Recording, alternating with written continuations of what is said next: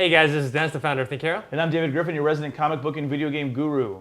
And we just wanted to kind of just chat about our Comic-Con 2013 experience, I mean, Comic-Con is my favorite time of the year. Right. Like, for me, it's like my birthday, Christmas, New Year's Eve, all wrapped into one. It's exciting. I love going. I mean, usually I go, I have to work, I have to shoot a lot of stuff. Some of you guys know I work for AMC Theater, so I was shooting a lot of the press line stuff, so I missed a lot of Hall H stuff. Right. But even still, like, just the energy that Comic-Con has, all the fans that going to the floor, seeing all the cool displays, talking to people, seeing people we haven't seen in a while. It's kind of like, I always describe it as kind of like a high school reunion, except for it's people I actually want to see. Exactly. It's people I actually like.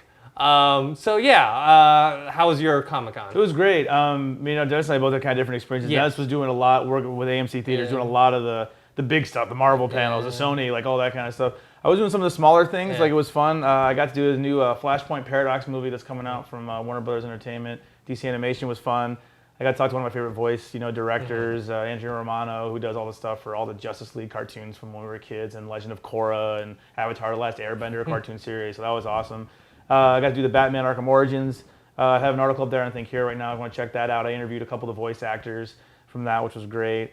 And it's fun. Like we're more doing press stuff, but even with the people we're meeting, even like we're in line waiting to get in the panel, I went to go see James Spader's new show on Fox. I forgot what it's even called. Not The Informant. I don't know. It's James Spader's got a new show on Fox. Oh, the Blacklist. Blacklist. Yeah. And he just sitting in line for like an Fox, hour. I think it might be NBC. NBC, yeah. And it was good. It was good. The panel was good. And not just that, just waiting in line. I like meeting people. Yeah. You're always going to talk to somebody in line while you're meeting. That's the thing about Comic-Con is like you don't have to...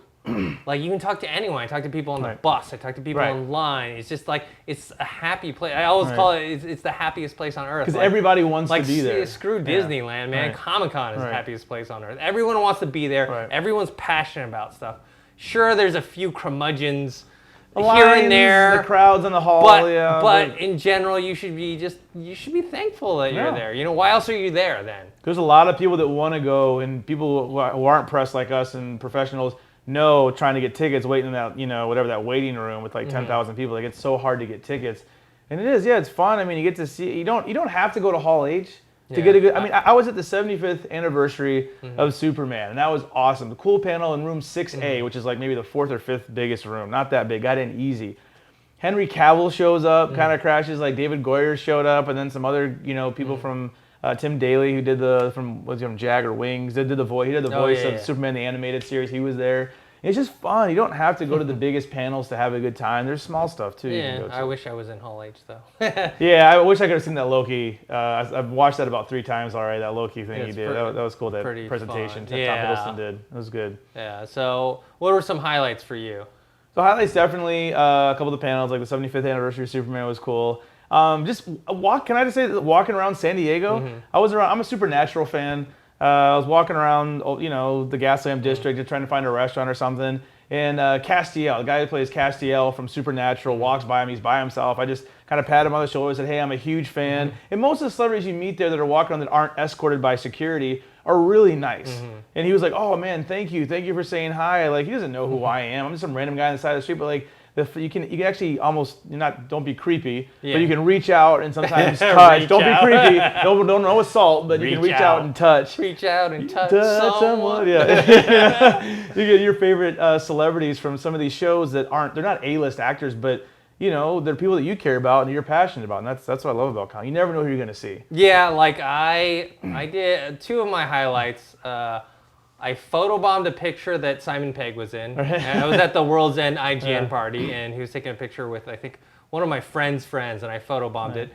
And then 2, I got a high five from Sam Jackson. Yeah, he was going up the escalator, and me and some of the other AMC guys were coming down, and we got some high fives from him. That was cool. Right. It wasn't creepy. It wasn't whatever. It was just like cool. And I saw the cast of The Following. I saw like all different types of people. And it's just a lot of fun. Yeah, I mean, second year in a row, I got to see the whole cast of The Walking Dead walk by me. I mean, it's just little things. It's cool. It can be. I mean, there's something there for everyone. Booth displays. Booth displays. The Yeah. Walking Dead display Right. was awesome. It was like cool. that prison. Zombies, yeah. They had zombies you could Right. take pictures with. Right. If you waited in line, you can go inside, and they had the governor's Yeah.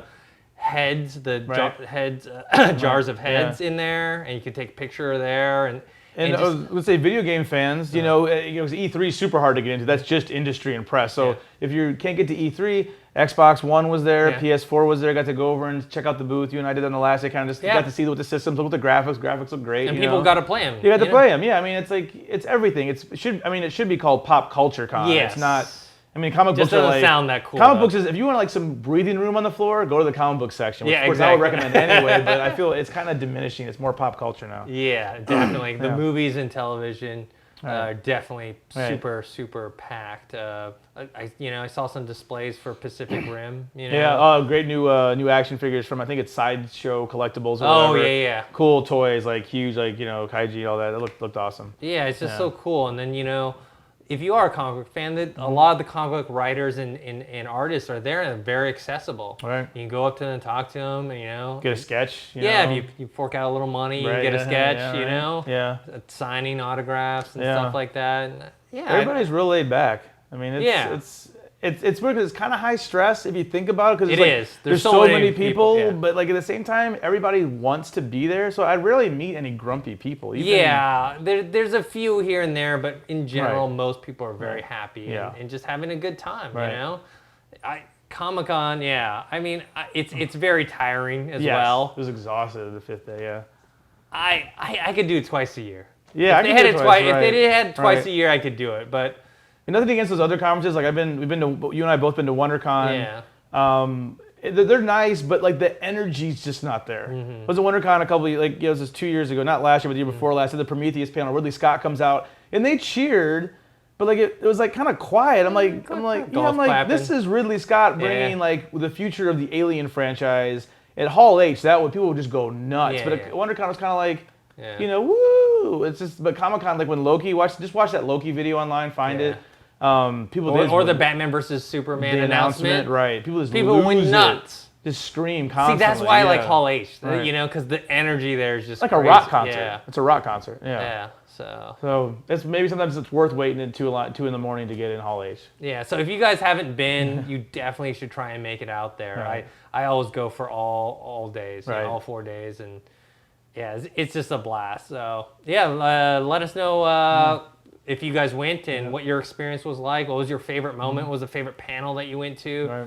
Right. Do you see any cool people from shows that you watch or movies you watch or anything like that, or maybe some cool parties you went to? Right. You can post your comments on the website or on our YouTube video that's below here. Right. Subscribe to our YouTube channel. It's Think Hero Pro. And you also find us on Twitter. I'm at GriffinDE. I'm at Think Hero, and we also have a Facebook page that's facebook.com/ThinkHeroFans.